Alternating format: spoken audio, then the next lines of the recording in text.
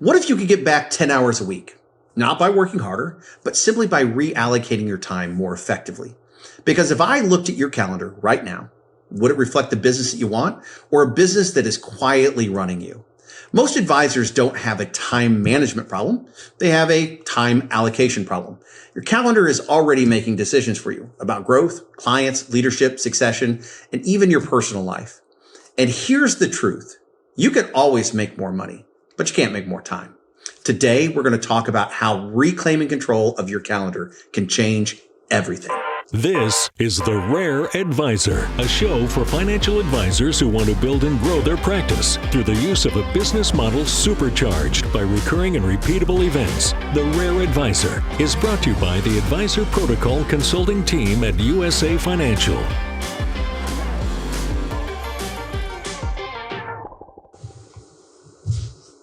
Welcome back to another edition of The Rare Advisor. I'm your host, Aaron Grady, and with me again today is my coworker, my friend, Pareto coach, and practice management consultant at USA Financial, Alan Orline.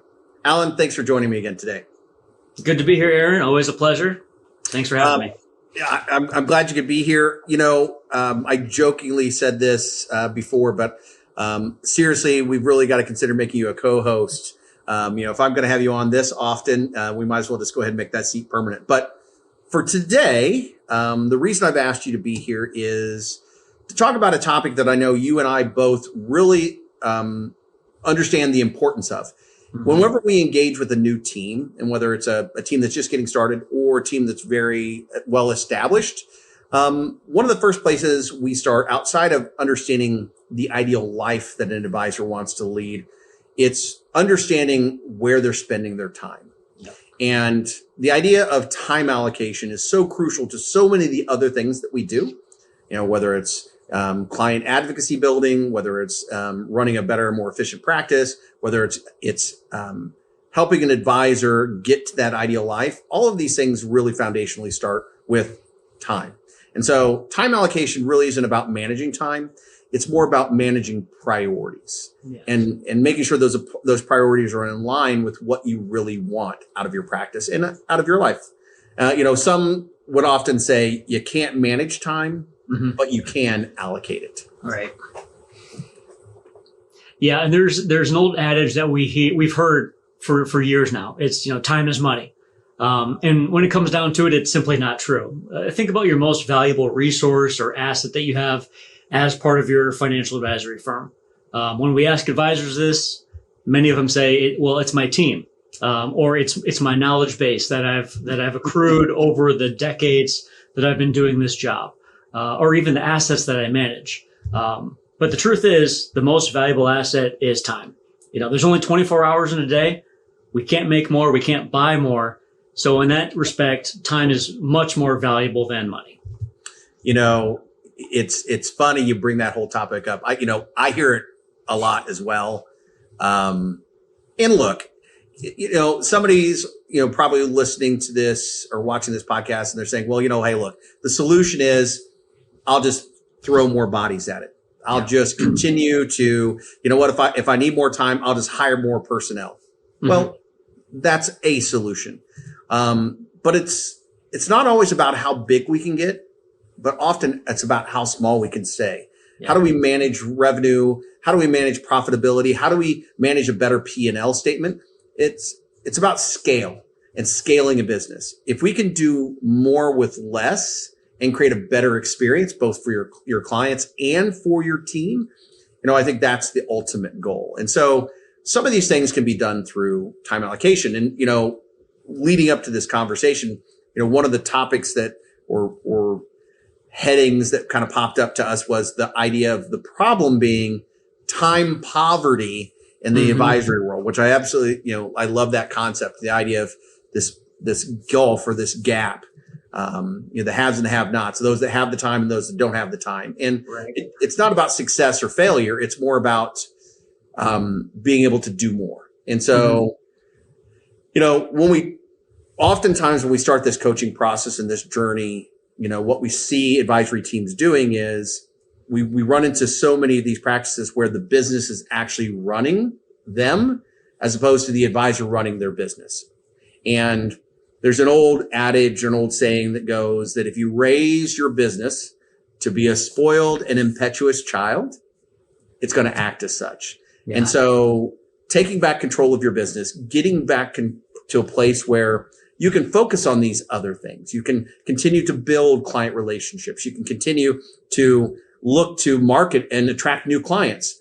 Mm-hmm. If you're at max, if you are just, your ceiling is max as far as the time you have and capacity wise, it's going to affect a lot of different areas. And in fact, I know you run into this as well as I do.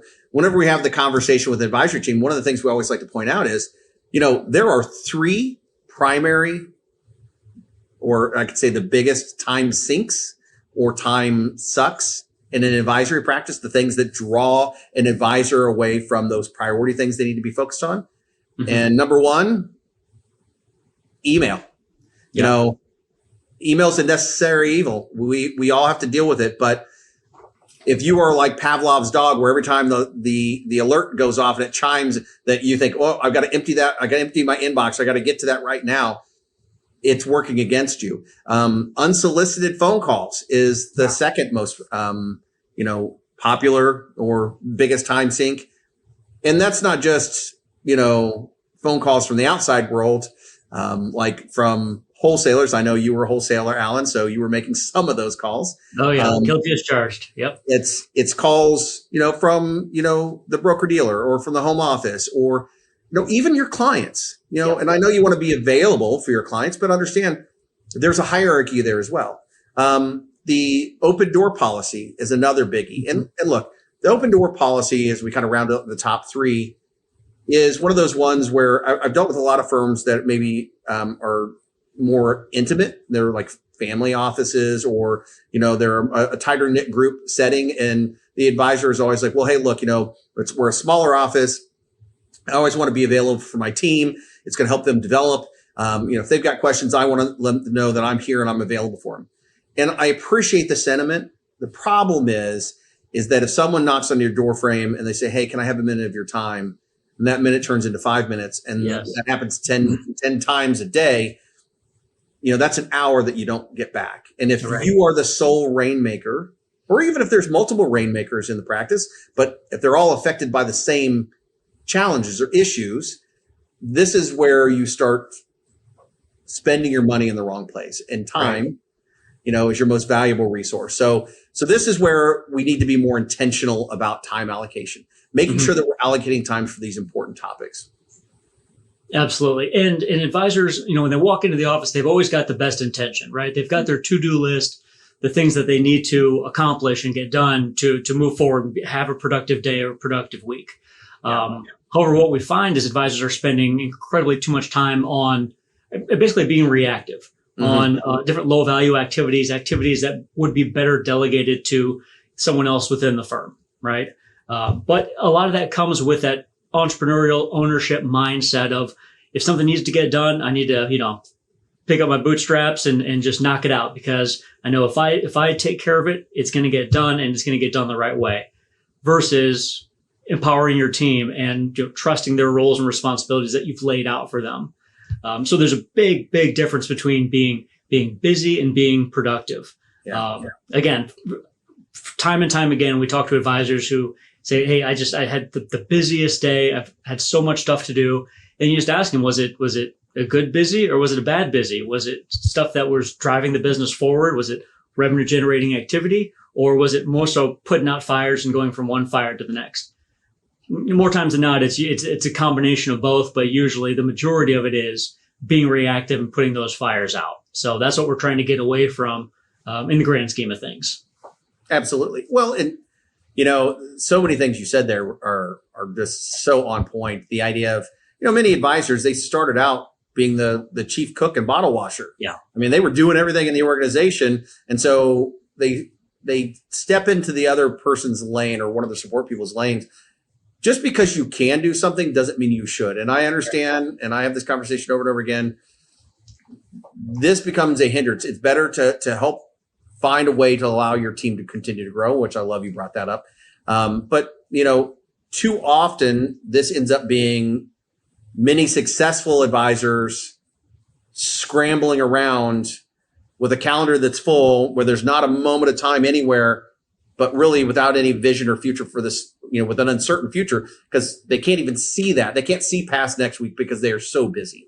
Yeah. And so the solution ultimately is, and there's multiple layers to this, but at the highest level, it's starting out with time blocking or time allocation, or another great term, calendar rebalancing. Yes. Coming back and recentering to the things that are most important. And so when we look at this as a core concept in the coaching with time allocation, one of the first areas that we always tell an advisor is start with defining those allocated time blocks. What are those going to be? What are the priority items that we need to make time for? Now, look, there's lots of great theories on this. There's lots of great methodologies you go about this. There's lots of great thought leaders that talk about this. These are just the ones that we typically lead with, and they're up for interpretation. But these are at least a starting place for you. So in a particular order, I feel like people like to say there's in no particular order, but there's a particular order here. The first place I would tell you is start with personal time. Yeah. The first place we always start in coaching is about ideal life. People work to live, not live to work for the most part. And so this business should serve you. It should afford you the ability to live the life you want to live. So if it's important to you, family time, gym time, personal growth, faith, reflection, any of those things that are, family dinners, make sure that that's on the calendar. Yep. Block time for that. Make sure that you've carved out time, whether that's in the morning or the evening, whether it's you do it over lunch, whatever it is, make sure that that's on there. Start with your ideal life first. Then, I would say the next most important would probably be, and probably not most important, but next one I would look at is probably management time. This covers things like research, meeting prep, team meetings, huddles with your team, anything that really kind of fits around the administrative or kind of research side of things. And then an important one, appointment time. So we're going to talk more about, those client meetings. How do you define those? There's a whole process around this, which, probably should do a whole nother, rare video podcast on this concept. And we probably will, but, that's an important one. And then emails, phone calls, returning those. So if we say that's such a big time sink or time suck, carve out time for it.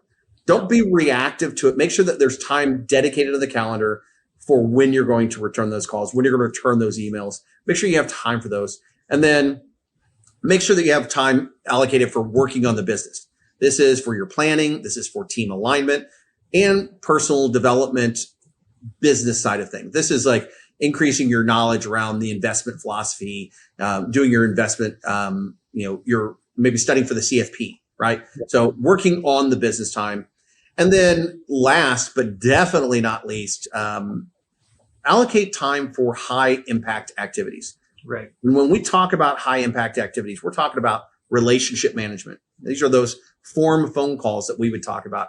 This is business development activities. So I deal with some teams that have some junior advisors, young advisors, or advisory practices that are still really forward thinking when it comes to growth. And so the ability to create content or do marketing activities, you need to have time dedicated for that as well. Mm-hmm. You can't leave it to the whims of time. You really need to kind of figure out when that's going to fall on the calendar. Right. And the thing is, it seems like such a simple concept, right? Time block, piece off things on the calendar and be intentional about when I'm going to take care of these particular activities. But the fact is, most advisors will start doing it and then just kind of revert back to what they were doing previously.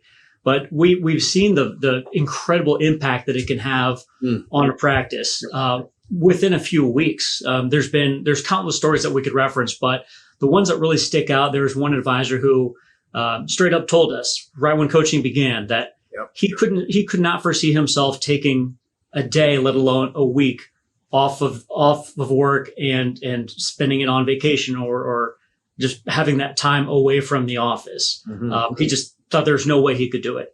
So implementing some of the time blocking strategies, basically the first goal was to create sort of a flex time on Friday. He wanted to be able to maybe take off a few hours on Friday, whether it was to, go golfing or whatever the activity happens to be, just to have that type of flexibility.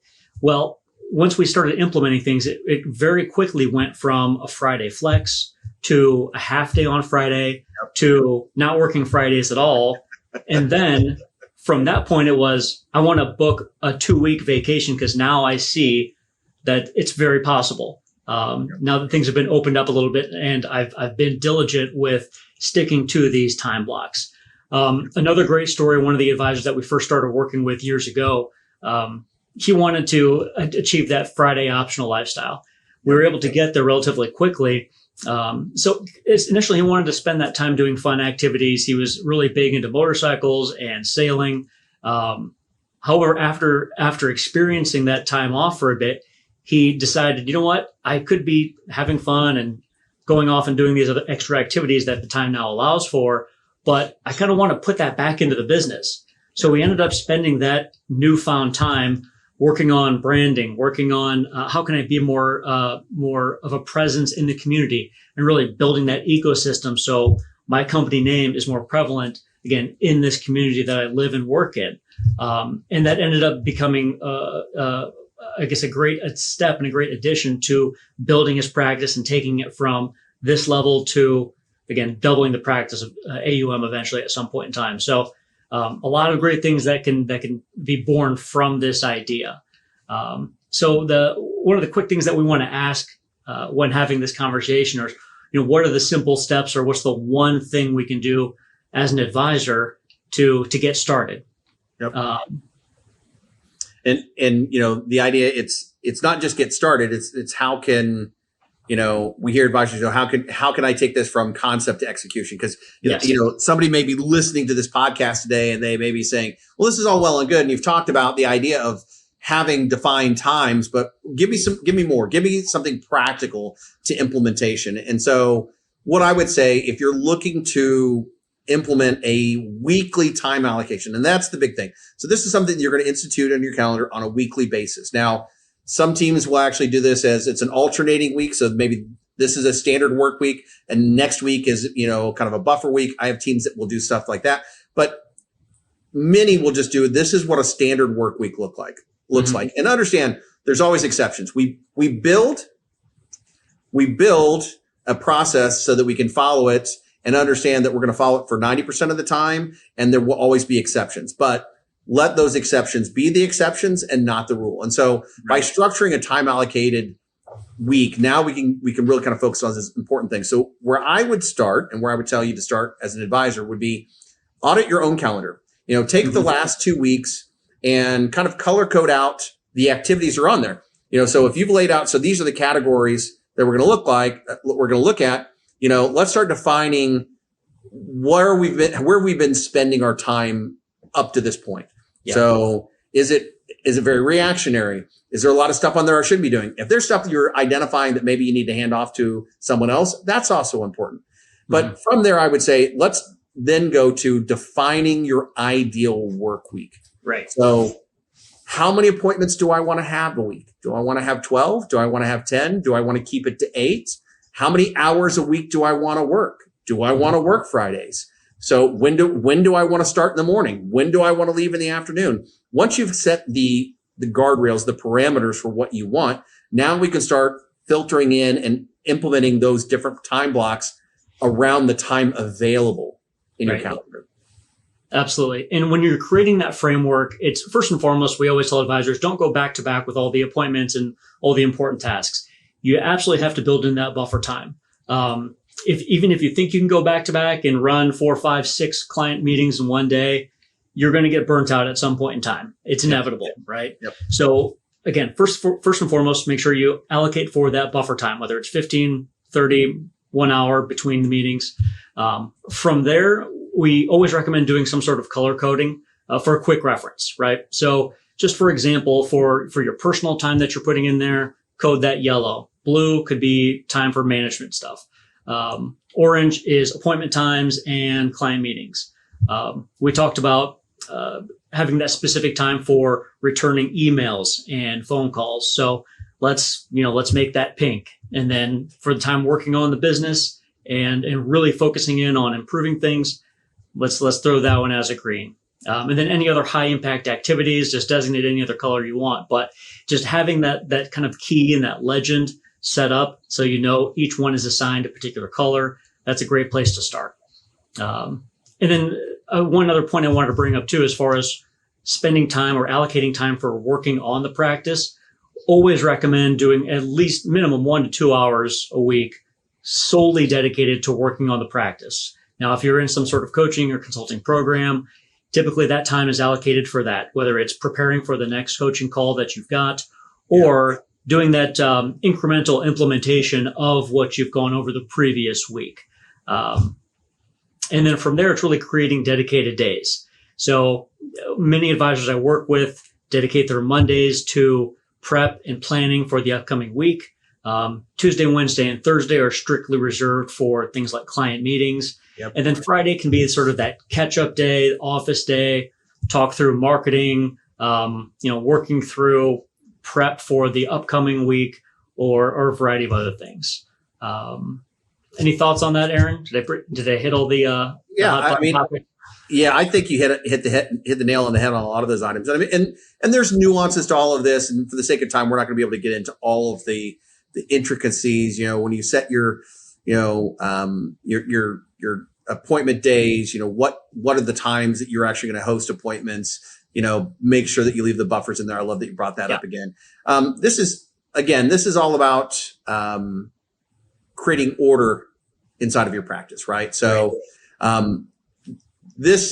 what I would say to any advisor when you're looking at this process, you're looking for things that you need to shift off of yourself as well, time wasting tasks and things that probably should be pushed to the support team or into the CRM. It's about protecting your time. But here's what I would say, it's tough whenever you're starting a new endeavor, whenever you're trying to put a new process in place. So what I would encourage every advisor is understand that this is about progress. It's not about perfection. We talk about that 80% achievement. If you set a goal for yourself of, going to the gym or whatever it is, and, you don't attain 100%, you get discouraged and you stop doing it.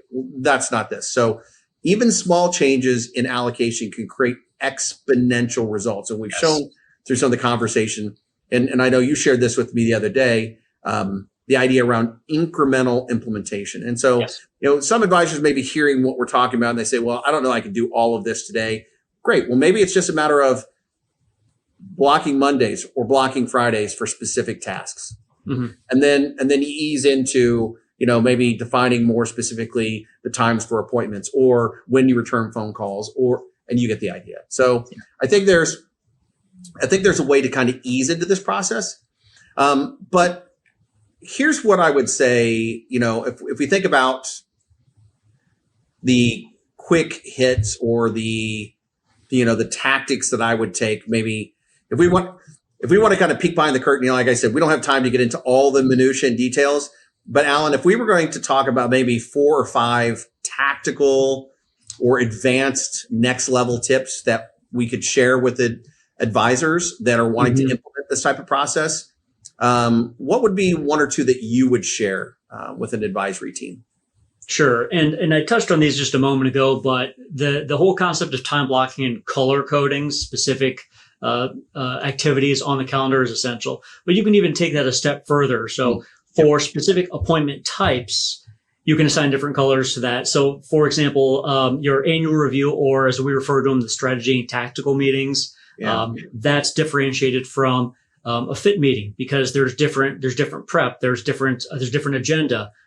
There's different things that are entailed. So even as you're bringing in your additional staff, they know what each one means. They know that there's additional responsibilities that go along with those types of meetings. So again, further boiling down these color coding ideas into different appointment types. So strategy, tactical, fit meetings, onboarding meetings, and so on and so forth.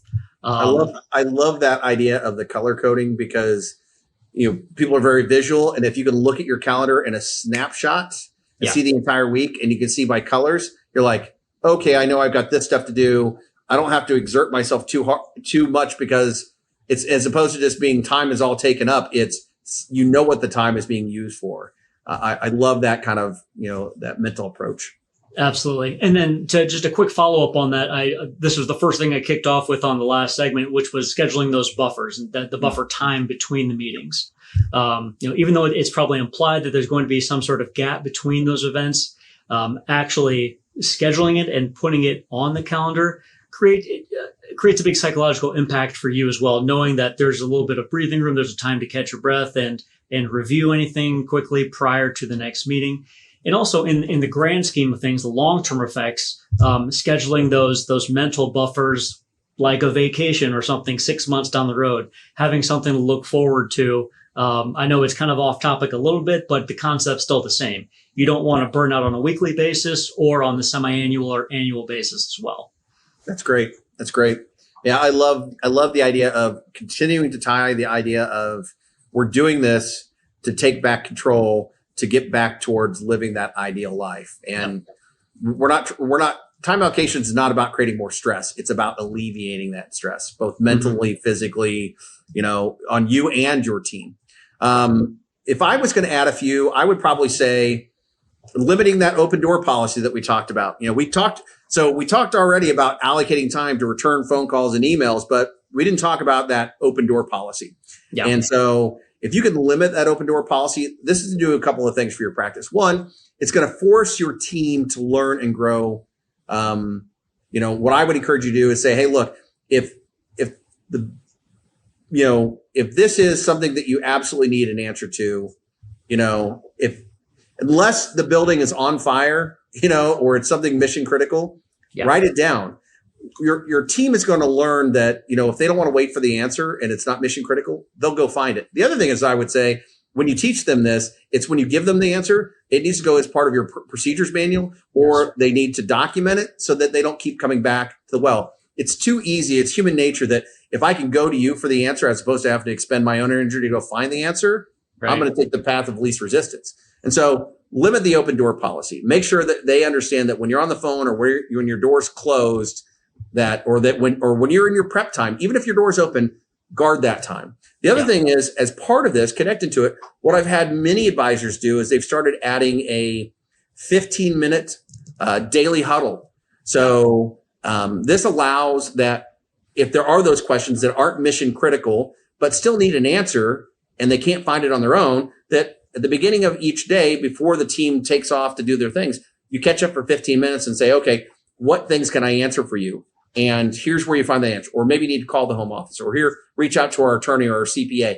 So adding those huddles is another great way to kind of bridge that gap. And then lastly, I would say, as far as like deep dive, more advanced things, is implementing a telephone answering and appointment scheduling protocol. Yes. And this is something that we work with teams to develop, because part of protecting your time is, and this also gets into it dovetails with the client classification, is understanding who gets priority treatment on calls coming in.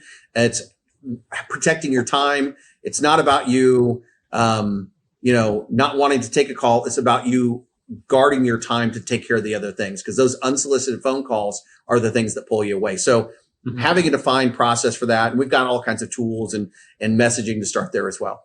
So as we circle kind of to wrapping up today, and maybe talking about what next steps could be for advisors, what are your final thoughts? What would you like to share with an advisor who's thinking about maybe getting started with this type of process in their practice? Yeah, I reference back to the stories I shared about what structure can provide, and by utilizing the time blocking and the time allocation, what that's going to mean for your mentals and your sanity, but also going forward with your practice and how it's going to grow and what you want to get out of it at the same time. So just remember that my takeaway is structure creates that freedom, and time allocation isn't restrictive. It's liberating. I love that. Yeah, it's not. We're not handcuffing you. We're freeing you by creating order in your practice to do more. Yes. I really love that thought. So if you're interested in getting started, here's what I would tell you. The very first step, as we mentioned earlier, is do an audit of your time. Look at your week, look at the last couple of weeks, and start auditing where are you currently spending your time. From there, I would encourage you to lay out your ideal work week. How many hours a week do you want to work? When do you want to start? When do you want to get off? When do you want to shut the office down? Do you want to work full day on Friday? How many appointments do you want to have? Kind of frame that out and then backfill in with those important things. And then if you're interested in needing some help with some of this, we've got some great resources that kind of help along with this. We've got a time allocation worksheet. We've got an ideal week template that actually kind of shows some representative examples of what some really ideal weeks look like. If you like copies of those, please reach out to us here at USA Financial. More than happy to send you a copy of those for you to use. And as we close out today, thank you again, as always, for listening to the Rare Advisor podcast. And if you enjoyed what you've heard on today's episode, as always, make sure that you like and subscribe. As it's always been said, when the why is clear, the how becomes easy. And so never lose sight of your why. This information is for licensed financial professionals only and is not intended for use in soliciting sales from the public. The views expressed represent the opinions of the presenter or their featured guest, not necessarily those of USA Financial or its affiliated subsidiaries. Industry references are generic and not intended to represent actions or beliefs of any individual or entity. Content is only presented to illustrate general principles, beliefs, or ideas and should not be construed as legal or regulatory advice. Trademark and copyright protected. USA Financial and Affiliates.